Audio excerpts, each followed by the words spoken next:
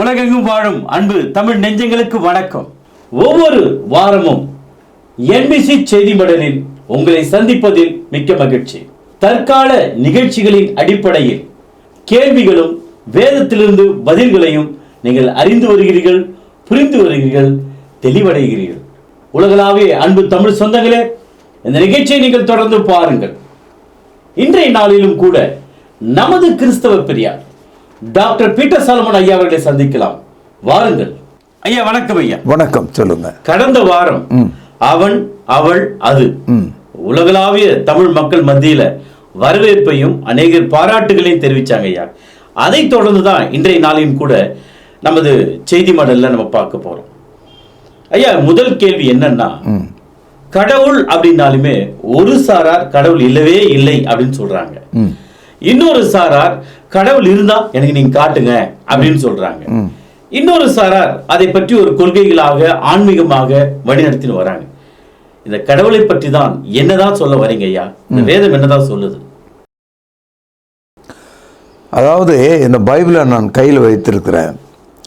இந்த பைபிள் உள்ள வார்த்தையை படிக்கும்போது முதல் வசனம், அதாவது ஆதியாகமம் 1ஆம் அதிகாரம் முதல் வசனத்தில் ஆதியிலே தேவன் வானத்தையும் பூமியும் சிருஷ்டித்தார் என்ற ஒரு தகவலோடு துவங்குது.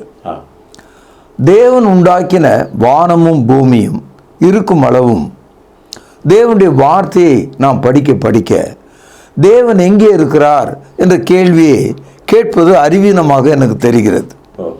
காரணம் என்ன? இன்றைக்கு தேவன் உண்டாக்கிய உலகத்தில் உட்கார்ந்து கொண்டு தேவன் நமக்கு கொடுத்த சரீரத்தில், அவர் கொடுத்த சுவாசத்தில் நாம் வாழ்ந்து கொண்டிருக்கிறோம். ஆக தேவன் நமக்கு தூரமானவர் அல்ல. ஆனால் மனிதன் எப்போதும் ஒரு இடைஞ்சலான கேள்வியை புத்திசாலித்தனமாக கேட்பான். உன் தேவன் எங்கே என்று கேட்பான். சங்கீதம் 14:1 இப்படி படிக்கிறோம், தேவன் இல்லை என்று மதிக்கட்டவன் தன் இருதயத்திலே சொல்லிக் கொள்கிறான். அவர்கள் தங்களை கெடுத்து அருவருப்பான காரியங்களை செய்து வருகிறார்கள். நன்மை செய்கிறவன் ஒருவனும் இல்லை. தேவனை தேடுகிற உணர்வுள்ளவன் உண்டோ என்று பார்க்க கர்த்தர் பரலோகத்திலிருந்து மனுபுத்திரரை கண்ணோக்கினார். எல்லாரும் வழி விலகி ஏகமாய் கெட்டு போனார்கள். நன்மை செய்கிறவன் இல்லை, ஒருவனாகிலும் இல்லை. இது தேவனுடைய பார்வை. மனிதன் என்ன சொல்றானா, தேவன் இல்லை என்று ஒவ்வொரு மனிதனும் தன் இருதயத்தில் சொல்லிக் கொள்கிறான். சங்கீதம் 42:3 வசனத்தில் உன் தேவன் எங்கே என்று அவர்கள் நாள்தோறும் என்னிடத்தில் சொல்லுகிறபடியால் இரவும் பகலும் என் கண்ணீரே எனக்கு உணவாயிற்று. இது தாவீதினுடைய வசனம். அதாவது மக்கள் இருக்கிறார் என்ற அந்த கடவுளை இல்லை என்று சொல்லும் இந்த அறிவீனத்துக்குள்ள வரும்போது, இந்த மறுதலிப்பை பார்க்கும்போது, நான் தாரை தாரையாக கண்ணீர் விடுகிறேன், என் கண்ணீரே எனக்கு உணவாயிற்று என்று சொல்கிறார். சங்கீதம் 42:10 வசனம், உன் தேவன் எங்கே என்று என் சத்துருக்கள் நாள்தோறும் என்னோடு சொல்லி என்னை நிந்திப்பது என் எலும்புகளை உருவ குத்துகிறது போல் இருக்கிறது. இன்றைய நவீன உலகம் எல்லாமே ஒரு அட்வான்ஸ்டு சயின்ஸ் ஸ்டேட்டில் வந்திருக்கோம். நம்ம முன்ன போல் எதுவுமே பெரிய அளவில் எதையும் கிடையாது. எல்லாவற்றையும் நம்ம தலைமுடி கனத்தில் நானோ சயின்ஸ்க்கு வந்துட்டோம். அதனால் மனிதர்கள் ரொம்ப அகங்காரமும் துணிகரமும் கொண்டு where is God, there is no God என்று சொல்லும் ஒரு தைரியத்தை அடைந்திருக்கிறார்கள். ஆனால் தேவன் இல்லை என்று சொல்கிற மக்கள் மரணம் இல்லை என்று சொல்ல முடியாது. கண்டிப்பா. அப்போ எல்லாவற்றையும் சிருஷ்டித்த தேவன் மனிதனுடைய அகங்காரத்தை அடக்குவதற்காகத்தான் மரணத்தை கொடுத்திருக்கிறார். ஆதாம் ஏவாளை ஏதேன் தோட்டத்தில் வைத்த போது அவர்களுக்கு மரணம் இல்லை. ஆனால் அவர்கள் பாவம் செய்து அந்த தோட்டத்தை விட்டு வெளியே போன போது மரணத்தை அவர்கள் கண்டார்கள். அதனால் where is God, there is no God என்று சொல்லுகிறவர்களுக்கு why there is death, ஏன் மரணம் என்ற ஒரு கேள்வி கேட்டால் அவனால் பதில் சொல்ல முடியாது. நிச்சயமா முடியாது. அதனால் எப்போதுமே இலக்கியம், நம்முடைய தமிழ் இலக்கியத்தை படிச்சிங்கன்னா 2 கேள்வி, உதாரணமாக ஆம் இல்லை என்ற அந்த 2 சொல், எஸ் நோ.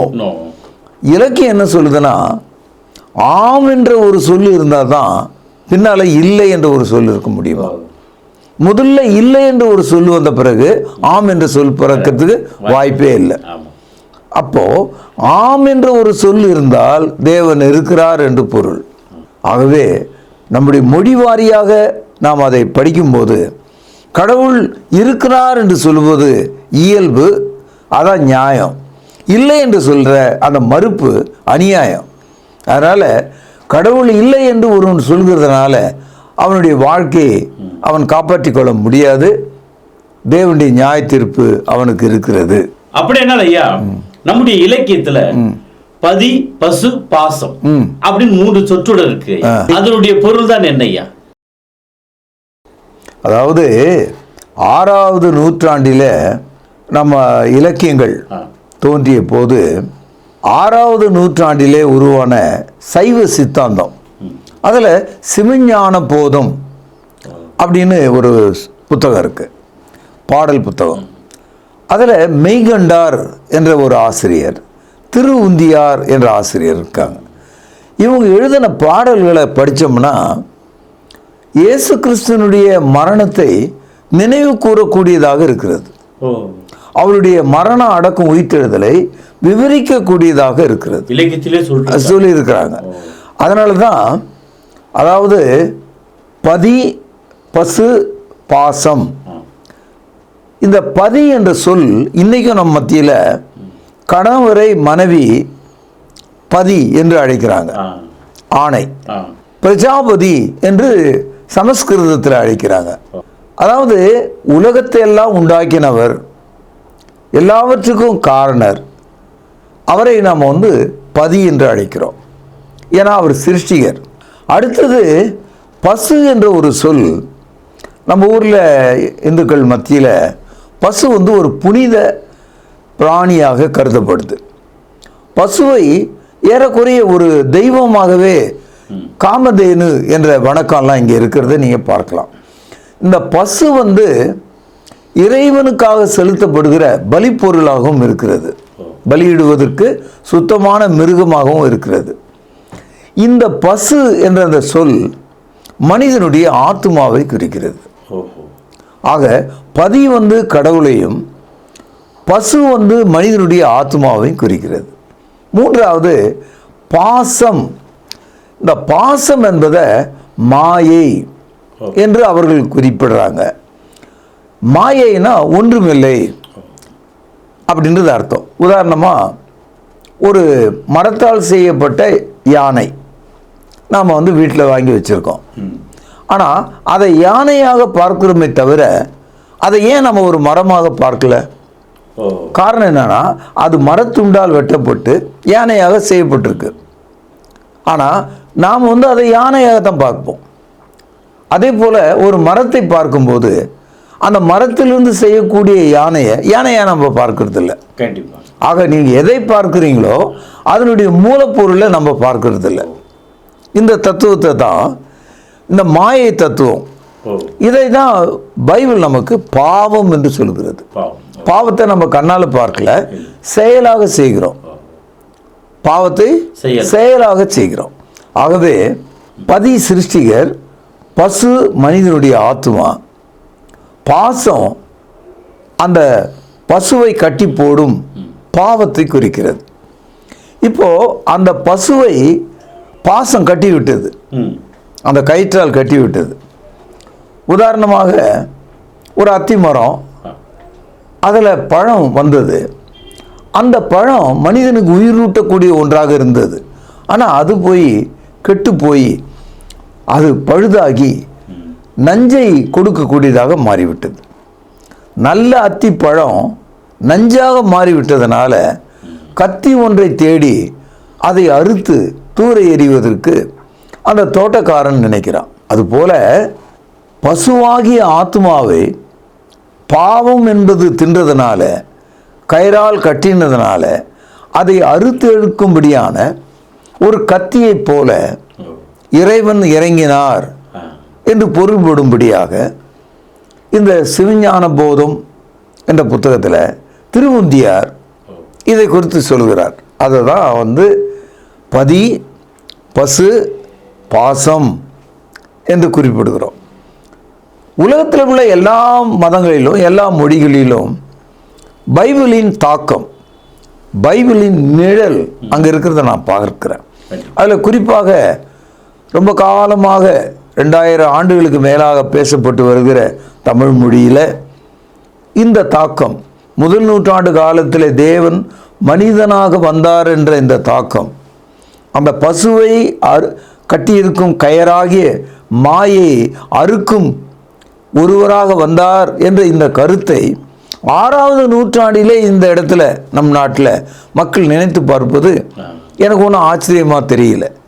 இது உலகம் முழுவதும் விரிந்து பறந்திருக்கிற ஒரு செய்தி தான். அதனால் பதி கடவுள், பசு மனிதனுடைய ஆன்மா, பாசம் என்பது மனிதனை கட்டி இருக்கும் கயிறு என்று நாம் புரிந்து கொள்ளலாம். இந்த பசுவிடத்துல இந்த பாசம் எப்படி சிக்கியது ஐயா? அதாவது மனிதனுக்கு தேவன் தமது சாயலையும் தமது ரூபத்தையும் தமது ஆவியையும் தந்தார். ஞானம் உள்ள தேவன் மனிதனை மிகவும் ஞானம் உள்ள ஒருவனாகவே உண்டாக்கினார். மனுஷனுக்கு ஆயிரக்கணக்கான யோசனைகள் உண்டு, ஏன்னா அதுக்கான சுதந்திரம் அவனுக்கு இருந்தது. அதனால தான் ஏதேன் தோட்டத்தில் தேவனுடைய கட்டளையை மீறி போகக்கூடிய ஆற்றல் அவனுக்கு இருந்ததுனால அவன் தன் கையை நீட்டி அந்த கனியை பறித்து சாப்பிடக்கூடாத விஷத்தை அவன் சாப்பிட்டான். அதாவது அத்தி பழத்தில் விளைய வேண்டிய நல்ல பழத்துக்கு பதிலாக முத்தி பழுத்து விட்ட மரண பழத்தை அவன் எடுத்துக்கொண்டான். அதன் விளைவாக அவன் மரணம் என்ற அந்த மாயைக்குள்ள சிக்கிட்டான். இதுக்கு காரணம் மனுஷனுக்கு செம்மையாக தோன்றுகிற அநேக வழிகள் உண்டு, அவற்றின் முடிவோ மரணம் என்று சொல்கிறார். There seems to be a way right unto man, but end thereof is death. இதை தான் நான் பார்க்கிறேன். இதை நம்ம கொஞ்சம் புரிஞ்சுக்கணும்னா ரோமருக்கு எழுதிய நிருபம் 7வது அதிகாரம், ரோமருக்கு எழுதிய நிருபம் 7வது அதிகாரம் சில வசனங்களை வாசிக்கிறேன் கேளுங்க. 7வது அதிகாரம் புதிய ஏற்பாட்டில் 215வது பக்கம். எப்படி எனில், நான் செய்கிறது எனக்கு சம்மதி இல்லை, நான் விரும்புகிறதை செய்யாமல் நான் வெறுக்கிறதையே செய்கிறேன். ஒவ்வொரு மனிதனும் பாருங்க, நல்லது செய்ய விரும்புவான், ஆனால் கெட்டது தான் செய்து முடிப்பான். இந்த சாய்ஸ், முடிவெடுக்கும் ஆற்றல், சரி தவறு என்பது புரிந்து கொள்ளும் ஆற்றல், ஆம் இல்லை என்று தெளிவான ஆற்றல் இருந்தும் கூட எப்போதும் அவனுடைய முடிவு எங்கே போய் முடியும்னா, இல்லை, மரணம், தவறு, பிழை என்ற இடத்துக்கே போகிறான். அவன் சரியான பகுதிக்கு அவன் திரும்புறதில்லை. அதான் சொல்கிறாரு, நான் விரும்புகிறதை செய்யாமல் நான் வெறுக்கிறதையே செய்கிறேன். இதுக்கு என்ன காரணம்? காரணம், பாசமாகிய பாவம் பசுவாகிய ஆத்துமாவை கட்டிவிட்டது. இங்க சொல்றாரு பாருங்க, ரோமர் 7வது அதிகாரம் 17வது வசனம். ஆதலால் நான் அல்ல, எனக்குள் வாசமாயிருக்கிற பாவமே அப்படி செய்கிறது. அதாவது மாயையின் கீழ் வந்து விட்ட பசு எவ்வளவு முயற்சி எடுத்தாலும் அந்த கயிற்றை அறுத்து கொண்டு வெளியே வர முடியல, பாவத்தை விட்டு அவனால் வெளியேற முடியல. ரோமர் 7ஆம் அதிகாரம் 19-20 வசனங்கள். ஆதலால் நான் விரும்புகிற நன்மையை செய்யாமல் விரும்பாத தீமையை செய்கிறேன். அந்தபடி நான் விரும்பாததை செய்தால், கவனிங்க, நான் அல்ல, எனக்குள்ளே வாசமாக இருக்கிற பாவமே அப்படி செய்கிறது. அந்த பசு என்ன நினைக்குது, இந்த நிலைமைக்கு வந்ததுக்கு காரணம், நான் கட்டி போடப்பட்டதுக்கு காரணம், என் எதிரில் இருக்கிற நல்ல புல்லை மேய முடியாமல், தண்ணீரை குடிக்க முடியாமல் நான் கட்டப்பட்டிருக்கிறதுக்கு காரணம் இந்த மாயை பாவம் என்னை கட்டிவிட்டது. ஆகவே எனக்குள் பாவம் இப்பொழுது வாசமாக இருக்கிறது. என்னை விடுவிக்கும்படி யார் உண்டு என்று பசு வேண்டுகிறது.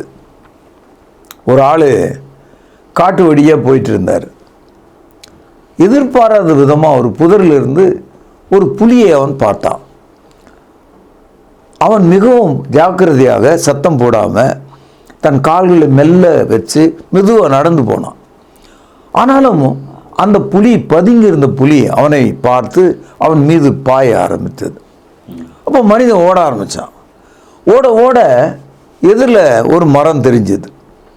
புலி துரத்துனதுனால மரத்து மேலே ஏற ஆரம்பிச்சிட்டான். இப்போ மரத்து மேலே ஏறின பிறகு புலி கீழே நிற்கிது. புலிக்கும் மரத்து மேலே ஏற தெரியும். அதனால் ஒரு குறிப்பிட்ட உயரத்துக்கு அது ஏறுது. மனிதன் இன்னும் மேலே மேலே ஏறி போனான். மேலே ஏறி போனால் ஒரு சத்தம் கேட்குது. உஸ்ஸுன்னு ஒரு சத்தம் கேட்குது. மேலே தலை நிமிர்த்து பார்த்தா ஒரு கருநாகம் கீழே இறங்குது. மேலே கருநாகம் இறங்குது, கீழே புலி பசியோடு காத்திருக்கு, நடுவில் மனிதன் இருக்கான். இந்த நிலையில தான் நம்முடைய ஆன்மா இந்த உலகத்தில் சிக்கியிருக்கு, இந்த மாயையில் சிக்கியிருக்கு. பிரஜாபதியின் இடத்துல இந்த ஆன்மா திரும்பணும். இந்த ஆன்மாவை மாயையாகிய இந்த பாசம் கட்டி விட்டிருக்கிறது. அதனால்தான் ரோமர் 7வது அதிகாரம் 24வது வசனத்தில் பார்க்கிறோம், நிர்பந்தமான மனுஷன் நான், இந்த மரண சரீரத்தினின்று யார் என்னை விடுதலை ஆக்குவார்? அதாவது உலகத்திற்கு எல்லா மனிதர்களும் பிரஜாபதியாகிய தேவனிடத்திலே திரும்புவதற்காக ஆன்மாவாகிய பசு விரும்புகிறது. ஆனால் மாயையாகிய பாவம் அவனை கட்டி விட்டதுனால அதிலிருந்து விடுதலையாக முடியாமல் தவிக்கிறது. அதனால் அந்த ஆன்மா கதறுகிறது. அதாவது அந்த பசு அழுகிறது. என்னன்னு சொல்லி அழுதான்? நிர்பந்தமான மனுஷனான். இந்த நிர்பந்தம் என்ற ஒரு வார்த்தை, அதாவது முன்னையும் போக முடியாது, பின்னையும் போக முடியாது.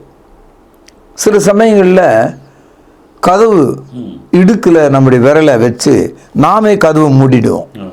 அப்படி மூட ஆரம்பித்த உடனே வெளியே இருக்கிற குழந்தை அதை உள்ள தள்ளு அப்படின்னா குழந்தைக்கு இது தெரியாது. அது இன்னும் டைட் பண்ணாது, இழுக்கும். நம்ம என்ன சொல்கிறோம், கதவு உள்ள தள்ளுனா அது வெளியே இழுக்கும். அப்போது அந்த இடுக்கில் மாட்டின நம்முடைய விரல் நைந்து போயிடும்.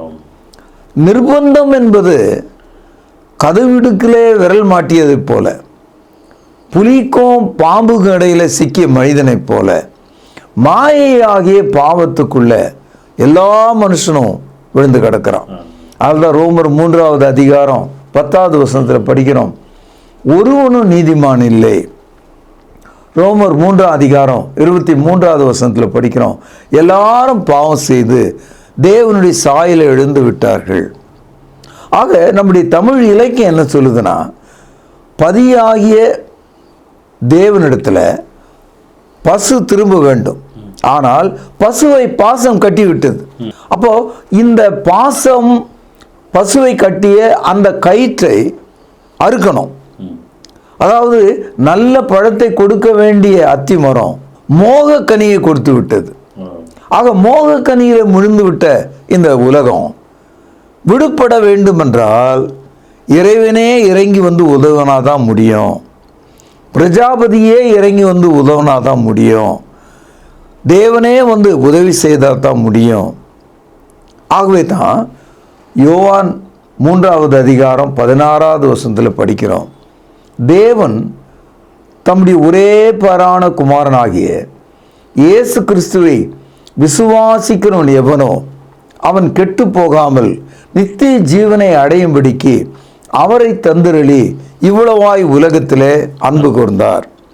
ஆக பசுவை விடுதலை செய்யும் அன்பாக பசுவை கட்டி இருக்கும் பாசத்தை அறுத்தெறியும் கத்தியை போல இறைவன் மனிதனாக வந்தார். சைவ சித்தாந்தமும் இதுதான் சொல்லுது, இறைவன் மனிதனாக வர வேண்டும் என்றுதான் திருவுந்தியார் பாடுகிறதாக நான் பார்க்கிறேன்.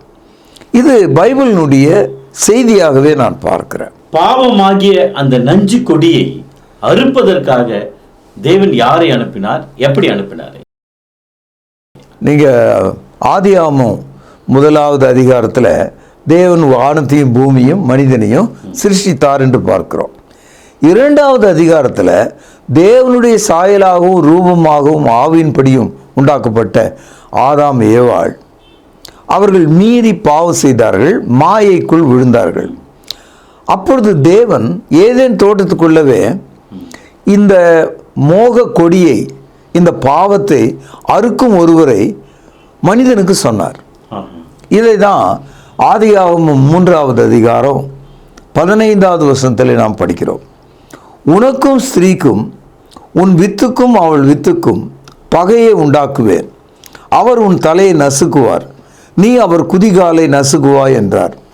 அப்போ ஏதேன் தோட்டத்துக்குள்ளவே முதல் மனிதன் முதல் மனுஷிக்கு அந்த மோக பாவத்தை அறுத்தெறியும் ஒருவரை வரப்போகிறார் என்றும் ஸ்திரீயின் வழியாக அவர் வரப்போகிறார் என்றும் தேவன் வாக்களித்திருந்தார்.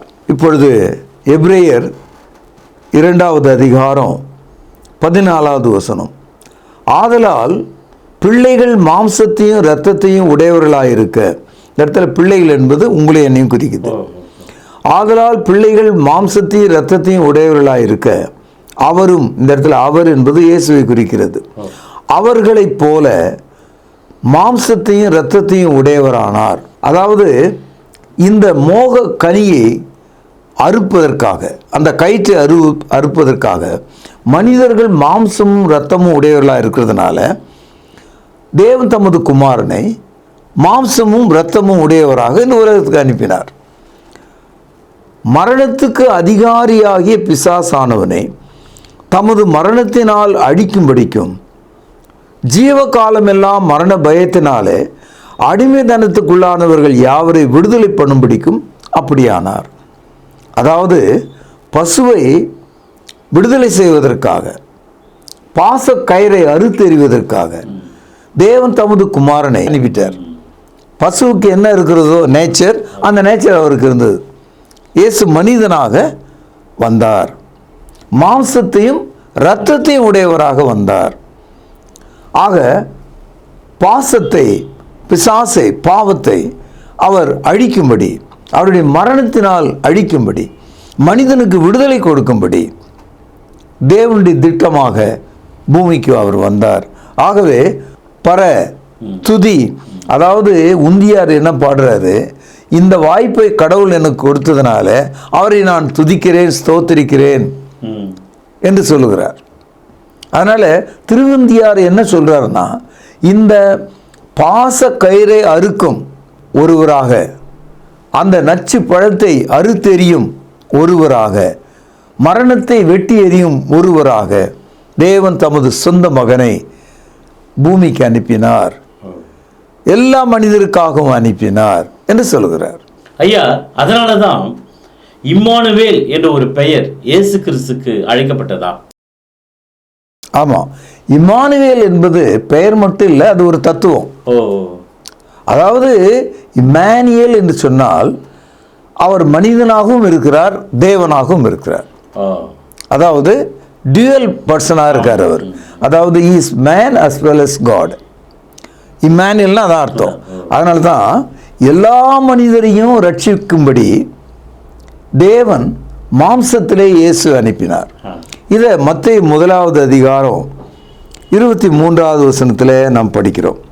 ஏதோ ஒரு கன்னிகை கர்ப்பவதியாகி ஒரு குமாரனை பெறுவாள். கவனிங்க, அவருக்கு இம்மானுவேல் என்று பெயரிடுவார்கள் என்று சொன்னான். இம்மானுவேல் என்பதற்கு தேவன் நம்மோடு இருக்கிறார் என்று அர்த்தமாம். இது ஒரு முக்கியமான ஒரு வசனம். அதாவது நம்மோடு இருக்கிறார் அப்படின்ற வார்த்தைக்கும் நம்மோடு இருக்கிறார் என்பதற்கும் வேறுபாடு இருக்கு. காட் வித் அஸ் என்பதற்கும் காட் ஈஸ் வித் அஸ் என்பதற்கும் ஆங்கிலத்தில் வேறுபாடு இருக்கு. அதாவது நீங்க என் பக்கத்தில் இருக்கீங்க, இதை என்னோடு இருக்கிறீங்கன்னு சொல்லலாம். ஆனால் எனக்குள்ளவே நீங்க இருந்தீங்கன்னா ஓ, அதனுடைய அர்த்தம் வேற, வெளியே இருக்கிறது உள்ள இருக்கிறது வேற. வேற. அது மாதிரி இம்மானுவேல் என்று சொன்னால் ஒவ்வொரு மனிதனுடைய உடலுக்குள்ளும் கடவுள் தூரமா இல்ல, உன்னோடவே இருக்கிறார். தேவன் நம்மோடு இருக்கிறார், நம்மோடு இருக்கிறார் அல்ல. இப்போ ஒரு கூட்டத்தின் நடுவில் இயேசு நின்றார், அப்போ அது எல்லாருக்கும் நடுவில் இருக்காருன்னு அர்த்தம். உங்கள் வாழ்க்கைக்குள்ள, உங்கள் உடலுக்குள்ள, பசுவாகி உங்கள் ஆன்மாவுக்குள்ளவே அவர் வந்து விடும்போது உங்களோடவே சேர்ந்து விடுகிறார். உங்களுடைய இரத்தத்தின் இரத்தமாக அவர் சேர்ந்து விடுகிறார்.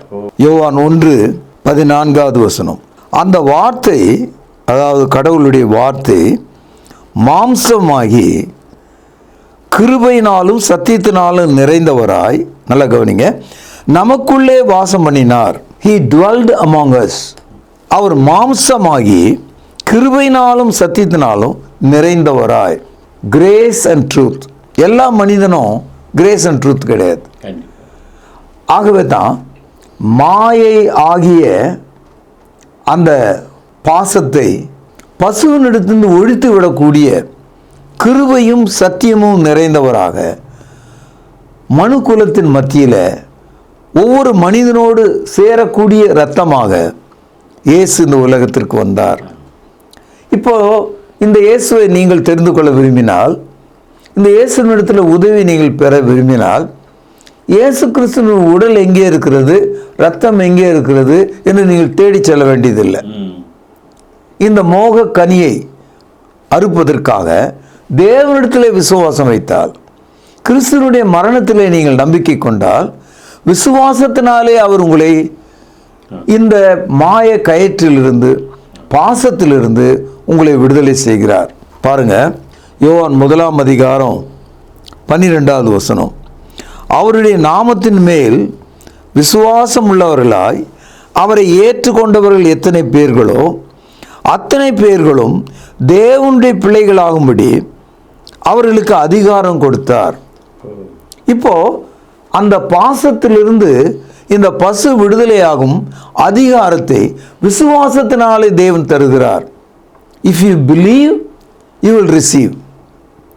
இந்த பிறப்பு எப்படி உலகத்தில் மனிதர்கள் இரத்தத்தினால் பிறக்கிறாங்க இல்லையா, ஆண் பெண். ஆனால் தேவனுடைய பிள்ளைகளாக இருக்கிற நாம் இரத்தத்தினால் பிறக்காம விசுவாசத்தினால் பிறக்கிறவர்களாக இருக்கிறோம். யோவான் 1:13 அவர்கள் இரத்தத்தினாலாவது மாம்ச சித்தத்தினாலாவது புருஷனுடைய சித்தத்தினாலாவது பிறவாமல் தேவனாலே பிறந்தவர்கள். இப்போ இயேசு கிறிஸ்துவின் உதவியை நாடுகிற மனிதன், அவருடைய இரத்தத்தை தேடுகிற மனிதன், அவர் கொடுக்கும் இந்த விடுதலையை பெற விரும்புகிற மனிதன் விசுவாசத்தினாலே தேவனிடத்தில் வருகிறான். தேவனிடத்தில் ஒரு பிறந்த புதிய மனிதனாக அவன் மாறுகிறான். By faith we become children of God. We are not born of blood or flesh. நாம் உலகத்தில் பிறக்கிற மாதிரி பிறக்கல.